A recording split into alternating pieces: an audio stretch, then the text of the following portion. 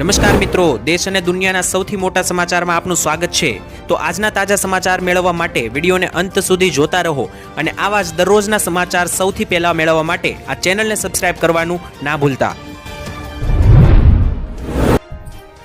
તો મિત્રો આજના પ્રથમ સમાચાર વિશે વાત કરીએ તો ગુજરાત રાજ્યમાં માવઠાએ ભૂક્કા બોલાવ્યા। ખેડૂતોની વર્ષોની મહેનત જે છે આખા વર્ષની મહેનત બરબાદ થતી જોવા મળી। ત્યારે મિત્રો માવઠાની પ્રચંડ આગાહી હતી, તેની વચ્ચે ખૂંખાર માવઠાઓ દક્ષિણીય ગુજરાતના ભાગોની અંદર નોંધાયા છે અને મોટી વાત તો એ છે કે ખતરો હજુ પણ ટળ્યો નથી। આવનારી કલાકો ગુજરાત રાજ્ય માટે વધુ ભારે બની શકે, તો ખાસ ગુજરાતીઓ થઈ જજો સાવધાન, કારણ કે દક્ષિણ ગુજરાતમાં વાતાવરણમાં અચાનક મોટો પલટો આવ્યો છે। રાજ્યમાં ગરમીની શરૂઆત થઈ રહી હતી ત્યાં જ દક્ષિણીય ગુજરાત અને મધ્ય ગુજરાતની બોર્ડર પાસે આખો દિવસ છેલ્લા 24 કલાકમાં જે છે તે ઘણા બધા જિલ્લાઓમાં માવઠા પડ્યા છે। તેની વચ્ચે વાત કરીએ તો પંચમહાલ લાગુના વિસ્તારમાં વહેલી સવારે વાતાવરણમાં એકાએક પલટો આવ્યો અને માવઠું પડ્યું। ગોધરા શહેર સહિતના લાગુના વિસ્તારોમાં પણ કમોસમી વરસાદ ખાબક્યો। તેની વચ્ચે ગુજરાતની અંદર ભર ઉનાળાની વચ્ચે અત્યારે દક્ષિણીય ગુજરાતમાં સુરત અને અંકલેશ્વર સાથેના નવસારી સાથેના વિસ્તારોમાં તો અતિ ભારે માવઠું સવારના સમયગાળા દરમિયાન પડ્યું છે।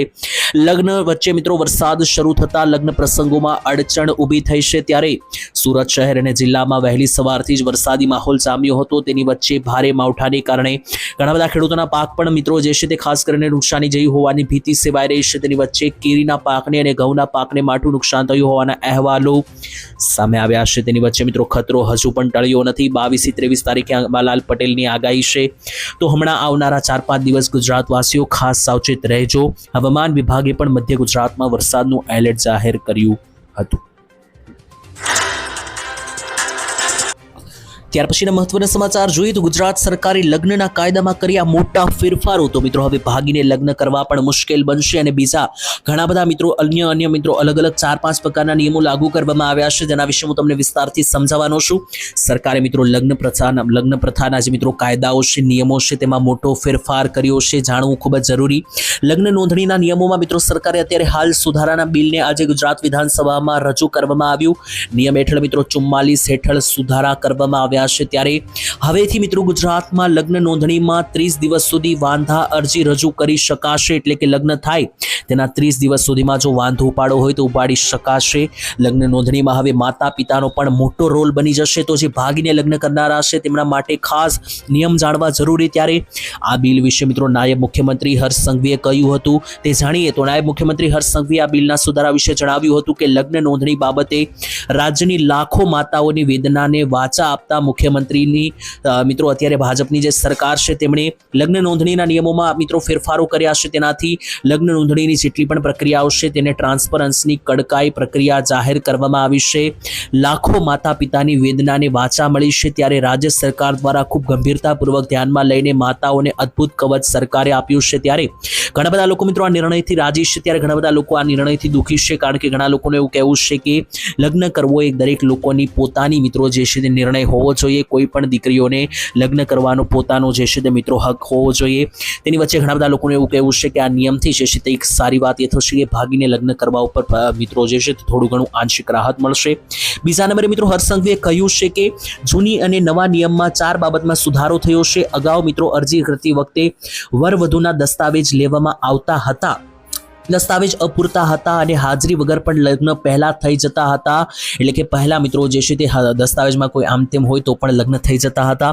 અગાઉ મિત્રો ગ્રામ્ય લેવલે તલાટી પાસે જે છે તે મિત્રો સત્તા હતી, ત્યારે મિત્રો લગ્ન થઈ જતા હતા। વરવધુની હાજરી ફરજિયાત કરી છે, હવે તો ફરજિયાત મિત્રો જણાવીએ તો તલાટી ઉપર અધિકારીને સત્તા આપવામાં આવી છે।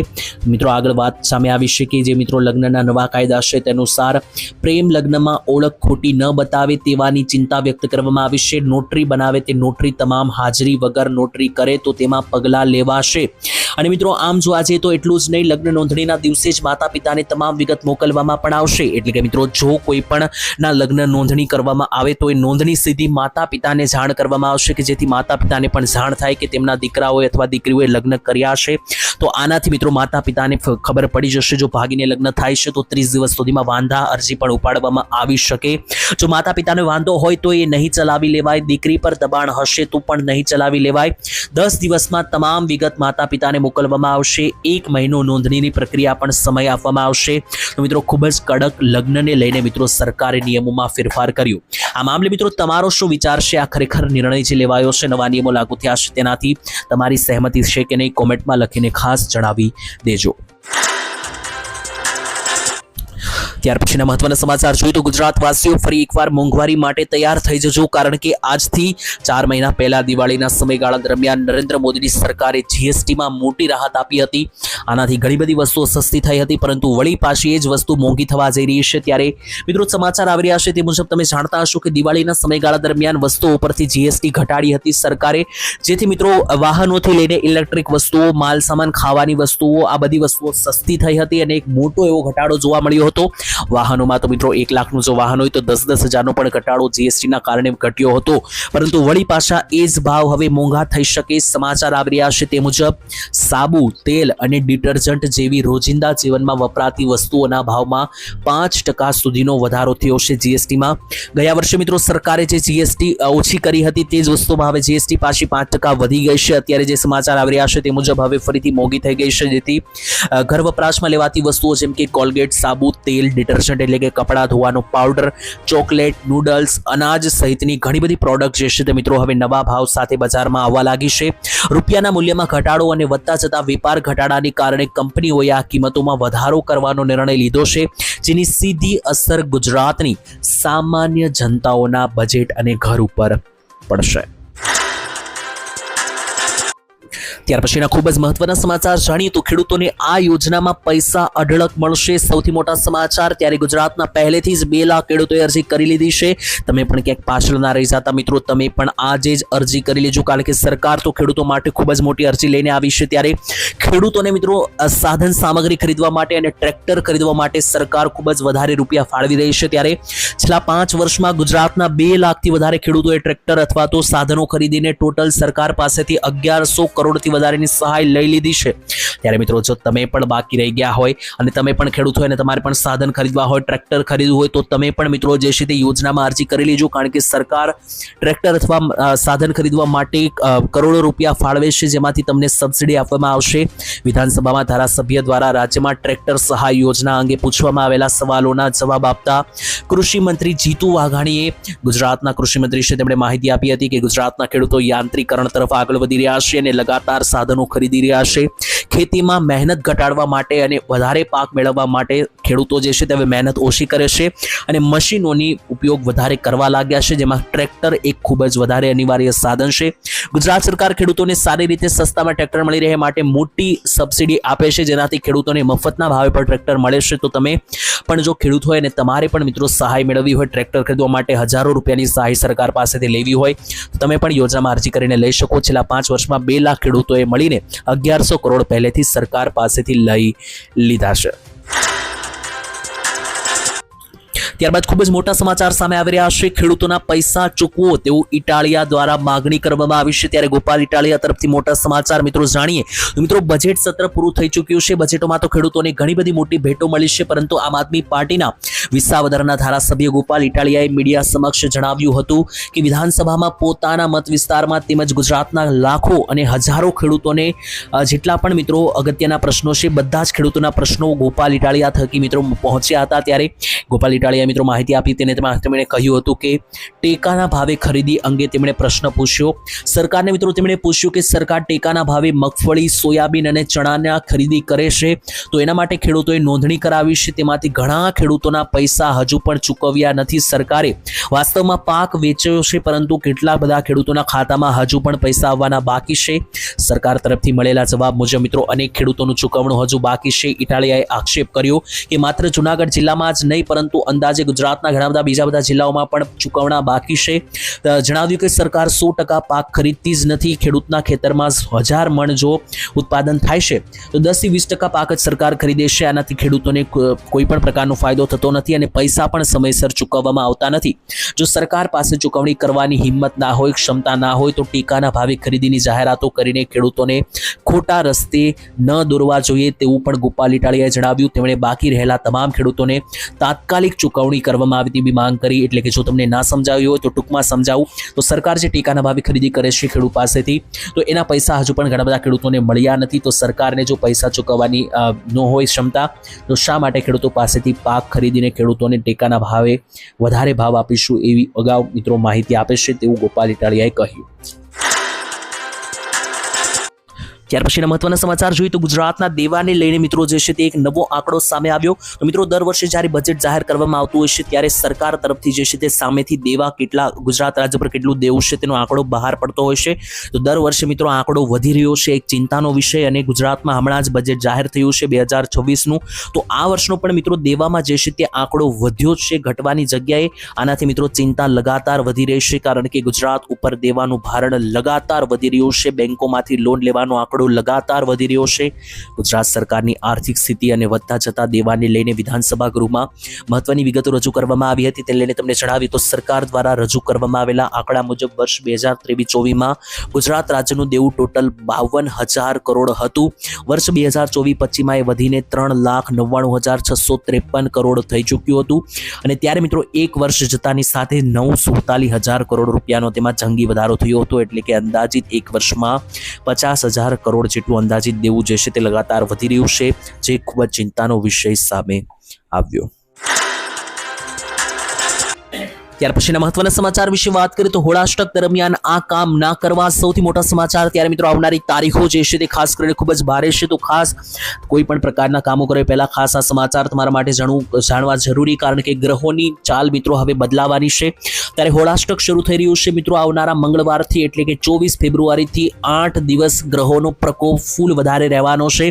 હોળાષ્ટક દરમિયાન મિત્રો ગ્રહો જે છે તે ખાસ કરીને અલગ પ્રકારની ગતિવિધિઓ દર્શાવતા હોય છે. એનાથી કોઈ પણ પ્રકારના શુભ કામ ના કરવા, એટલે કે આવનારા 24 તારીખથી લઈને 8 દિવસ સુધી મિત્રો કોઈ શુભ કામ ના કરવા. એટલે કે આવનારી 24 ફેબ્રુઆરીથી લઈને 2 માર્ચ સુધી હોળાષ્ટક ગણવામાં આવશે, જેમાં લગ્ન, સગાઈ કે ગૃહ પ્રવેશ જેવા શુભ કાર્યો ના કરવા. અથવા તો મિત્રો જો તમારે કોઈ નવી વસ્તુ લેવાની હોય, જેમ કે સોના ચાંદી, નવું વાહન અથવા કોઈ નવો ધંધો શરૂ કરવાનો હોય, તો એ પણ અશુભ માનવામાં આવે છે. અથવા મિત્રો આનાથી બચવા માટેના જે સરળ ઉપાયો છે તેના વિશે તમને જણાવીએ તો જ્યોતિષીઓના મતે હોળાષ્ટક દરમિયાન નકારાત્મક ઉર્જાને દૂર કરવા માટે હનુમાન ચાલીસાના પાઠ કરવા સાથે ઓમ નમઃ શિવાયના જાપ કરવા અત્યંત ફાયદાકારી નીવડે છે. આ સમય દરમિયાન મિત્રો દાન પુણ્ય કરવાથી પણ ગ્રહોની પીડામાં રાહત મળે છે. ત્યારે 19 ફેબ્રુઆરી 2016ના આ દિવસે ગ્રહોની સ્થિતિ એવો સંકેત આપે છે કે 24 ફેબ્રુઆરીથી 3 માર્ચ સુધી સંયમ અને ધીરજ સાથે જે છે તે મિત્રો ચાલવું, કારણ કે ગ્રહ બદલાઈ રહ્યા છે. તો મિત્રો આનાથી ડરવાની જરૂર નથી, ડરવાને બદલે સાવધાની રાખવી એ જ શ્રેષ્ઠ કાર્ય છે તેવું પણ સામે આવ્યું. તો ત્યાર પછીના મહત્વના સમાચાર જોઈએ તો ગુજરાત સરકાર મુખ્યમંત્રી ભૂપેન્દ્ર પટેલની સરકારે લીધો નવો નિર્ણય. હવે મિત્રો નવા નિયમો લાગુ કરવામાં આવ્યા છે. ગુજરાતની અંદર બજેટ પૂરું થતાની સાથે જ ગુજરાત સરકાર એક્શન મોડમાં છે. ત્યારે ભ્રષ્ટાચાર સામે સરકારે નવા નિયમો જાહેર કરી દીધા છે. ત્યારે ભ્રષ્ટાચાર ઉપર મિત્રો લાગશે હવે રોક અને ગુણવત્તામાં થશે સુધારો, કારણ કે લોકો હવે મોટા પાયે કંટાળી ચૂક્યા છે. જી હા મિત્રો, લોકો જે છે તે લગાતાર ફરિયાદો કરતા આવ્યા છે કે સરકાર ભ્રષ્ટાચાર ફેલાવી રહી હતી. ત્યારે લોકોએ મિત્રો ખૂબ કમ્પ્લેન કરી સરકારની, ભાજપ સરકારની અંદર કર્મચારીઓ કે જે ભ્રષ્ટાચાર ફેલાવતા હતા તેની સામે ફરિયાદો મળતા હવે સરકાર જે છે તે મિત્રો એક્શન મોડમાં આવી છે. સરકારે મિત્રો નવું પોર્ટલ શરૂ કર્યું છે. નવું પોર્ટલ શરૂ થવાથી સરકારી કામોમાં હવે જેટલી પણ બેદરકારી થાય છે તે અટકશે. અત્યાર સુધી ઘણા બધા કિસ્સાઓમાં કાગળ ઉપર કામ પૂરું થઈ જતું હતું, પરંતુ ફોટા અને ડેટા ફરજિયાત હોવાથી કામની ગુણવત્તા હવે જળવાઈ રહેશે. એટલે કે મિત્રો પહેલા જે છે અત્યાર સુધી એવું ચાલતું હતું કે ખાસ કરીને કાગળિયામાં એવું લખવામાં આવી દેતું હતું કે કામ પૂરું થઈ ગયું એટલે પૂરું થઈ જતું હતું, પરંતુ હવે એવું નહીં ચાલે. કોઈ પણ કામ પૂરું થશે તો એનો ફોટો પાડીને પણ દેખાડવો પડશે, ડેટા પણ ફરજિયાત દેખાડવો પડશે. તો જો કામ પૂરું નહીં કર્યું હોય તો ફોટાની અંદર એ વસ્તુ જે છે તે મિત્રો દેખાઈ જશે. તો સરકારે એટલા માટે જ નિર્ણય લીધો છે કે ભ્રષ્ટાચાર સામે આ બધા નિર્ણયો જે લેવામાં આવ્યા છે, નવા નિયમો બન્યા છે, તે નવા નિયમો અનુસાર કોઈ પણ સરકારી કામ મિત્રો હવે શરૂ થશે તો લાઈવ ફોટા પાડવા પડશે ફરજિયાત. અધિકારીઓએ કરેલી તપાસ અને ઇન્સ્પેક્શનની વિગતો પણ ઓનલાઈન મૂકવી પડશે. અને મિત્રો સમારકામની જરૂરિયાત છે કે નહીં એ વિગતો જાણ્યા પછી જ અપડેટ કરવાની રહેશે. એટલે કે જે કંઈ પણ સરકારી કામો થશે તેનો ફોટો પાડવો પડશે અને ફોટો ઓનલાઈન મૂકવામાં આવશે, જેથી બધા લોકો જોઈ શકે, જેનાથી બધાને ખ્યાલ આવે કે મિત્રો ખરેખર કામ થાય છે કે નહીં. કારણ કે ઘણી વખત કરોડો રૂપિયાનું ભંડોળ સરકાર તો આપે છે, કાગળ ઉપર કામ થઈ ગયું છે તેવું લખી દેવામાં આવે છે, પરંતુ ત્યાં જઈને તમે જુઓ તો મિત્રો કામો અટકેલા પડ્યા હશે અને રોકવા માટે નવા નિયમો મજબૂત બનાવાયા. ત્યારબાદ સૌથી મોટા સમાચાર જાણીએ તો ખેડૂતોને મળશે 1 લાખ રૂપિયાની સહાય. ગુજરાતના ખેડૂત દીઠ સહાય મળવા પાત્ર થશે. જે હા મિત્રો, સરકાર ખેડૂતો માટે તો ઘણી બધી યોજનાઓ ચલાવે છે. તેમાંથી ખેડૂતો 2000 રૂપિયાના હપ્તાની પાછળ લાગેલા હોય છે, પરંતુ 2000 રૂપિયાના હપ્તો છોડી દો. સરકાર હવે સીધી વર્ષમાં તમને આપશે 1 લાખ રૂપિયાની ખેડૂત દીઠ સહાય. આ યોજના વિશે મિત્રો ગઈકાલે જે મિત્રો તમને જણાવી દઈએ તો મેં માહિતી આપી હતી, અને હમણાં બજેટ જ્યારે ગુજરાતનું જાહેર થયું 5 દિવસ પહેલા, તો એ બજેટમાં પણ આ યોજના માટે સરકારે 154 કરોડ રૂપિયા ફાળવ્યા છે. કઈ યોજના છે તેના વિશે માહિતી આપું તો મિત્રો, આ યોજનાનું નામ છે પાક સંગ્રહ માળખા સ્ટ્રક્ચર યોજના, જેમાં સરકાર ખેડૂતોને ખેતરની અંદર ગોડાઉન એટલે કે નાનો ઓરડો બનાવવા માટે 1 લાખ રૂપિયાની સહાય આપે છે. તો ઘણા બધા ખેડૂતોને એવું હોય છે કે ખેતરની અંદર પોતાની ઓરડી બનાવવા માંગતા હોય છે, ગોડાઉન બનાવવા માંગતા હોય છે. તો આ ગોડાઉન બનાવવા માટે સરકાર જે છે તે 1 લાખ રૂપિયા સુધીની સહાય જે છે તે ખેડૂત દીઠ આપી રહેશે. અને આ યોજનાનું નામ આપવામાં આવ્યું છે પાક સંગ્રહ માળખા સ્ટ્રક્ચર યોજના. તો જો મિત્રો તમારે પણ ખેડૂત હોય અને આ યોજનાની અંદર લાભ લેવો હોય તો તમે પણ યોજનામાં ફોર્મ ભરી શકો, ઓનલાઈન અરજી કરી શકો, જેમાં તમારે યોગ્ય દસ્તાવેજો સાથે અરજી કરવાની રહેશે. અને તમારી મિત્રો અરજી પાસ થશે એટલે કે તમારા બેંક ખાતામાં સરકાર તરફથી સીધા 1 લાખ રૂપિયા જમા કરવામાં આવશે. મહત્વની વાત એ છે કે મિત્રો, સરકાર ગયા વર્ષ સુધી આ યોજનામાં માત્ર 75,000 રૂપિયા જ આપતી હતી ખેડૂતોને. હવે તેને વધારીને 1 લાખ કરવામાં આવ્યા છે. અને બીજા નંબરે સરકારે આ યોજના માટે બજેટમાં 5 દિવસ પહેલા જ 150 કરોડનું બજેટ જાહેર કર્યું છે, જે ખેડૂતોના ખાતામાં ટ્રાન્સફર કરવામાં આવશે. ત્યારબાદ આજે સુપ્રીમ કોર્ટે લીધો મોટો નિર્ણય. જો બધું મફતમાં મળી જશે તો વિકાસ કરવાના પૈસા ક્યાંથી આવશે, તેવા મોટા પ્રશ્નો પૂછવામાં આવ્યા. મિત્રો, તમે જાણો છો કે સુપ્રીમ કોર્ટ લગાતાર મફત યોજનાઓને લઈને ખૂબ જ વધારે માહિતી આપી રહી છે. 2 વર્ષ પહેલાની મિત્રો આ વાત ચાલી રહી છે. તેની વચ્ચે આજે સુપ્રીમ કોર્ટે એવું કહ્યું કે જો સરકાર મફત યોજના અંતર્ગત બધી વસ્તુઓ મફતમાં આપશે તો સરકાર ચલાવવા માટે, વિકાસ કરવા માટે, દેશનો વિકાસ થાય તે માટેના રૂપિયા ક્યાંથી આવશે. સુપ્રીમ કોર્ટે મિત્રો તમામ રાજ્યોના રાજકીય પક્ષો દ્વારા મફત યોજનાઓના વિતરણની ટીકા કરી છે. જાહેર નાણાં ઉપર તેની અસર અંગે ચિંતા વ્યક્ત કરી છે. કોર્ટે કહ્યું કે જો મફતની યોજનાઓ દ્વારા જ સંસાધનોનું વિતરણ કરવાને બદલે રાજકીય પક્ષોએ બેરોજગારી ભથ્થાની યોજનાઓ જેવી કે લોકોના જીવન ધોરણમાં સુધારો કરતી યોજનાઓ જે છે અને તેવી નીતિઓ બનાવવી જોઈએ. એટલે કે કોર્ટે એવું કહ્યું કે મિત્રો, સરકાર જે મફત યોજના અંતર્ગત મફત વસ્તુ આપે છે, જેમ કે મફત વીજળી, મફત રાશન, મફત પૈસા, આની જગ્યાએ જો સરકાર રોજગાર આપવા ઉપર ધ્યાન આપે, રોજગારીનું પ્રમાણ વધારે, બેરોજગારોને પૈસા રોજગાર મળે તે રીતનું કંઈ પ્રોસેસ કરે તો એનાથી મિત્રો મફત યોજનાઓની ઉપરનું ભારણ ઘટી જશે. અને એવું પણ કહેવામાં આવ્યું કે જો સરકાર મફત યોજનાઓ અંતર્ગત બધી રાજકીય પાર્ટીઓ જો મફતમાં બધું આપી દેશે તો વિકાસ માટેના પૈસા જે છે તે દેશમાં ક્યાંથી આવશે. ભારતના મુખ્ય ન્યાયાધીશ તરફથી પણ મિત્રો જે છે તે વિકાસને અવરોધશે આ પ્રકારની મફત વસ્તુઓ, તેવી પણ મિત્રો માહિતી જે છે તે આપવામાં આવી. આ મામલે મિત્રો તમારું શું કહેવું છે? સરકાર તરફથી જેટલી પણ મફત યોજનાઓ ચલાવવામાં આવે છે, તો આ જેટલી પણ મફત યોજનાઓ છે, મફત રાશન, વીજળી વસ્તુઓ મળે છે, એ ખરેખર મફતમાં આપવું જોઈએ કે પછી બેરોજગારોને રોજગાર આપવા ઉપર ધ્યાન આપવું જોઈએ? કોમેન્ટમાં લખીને જણાવી દેજો.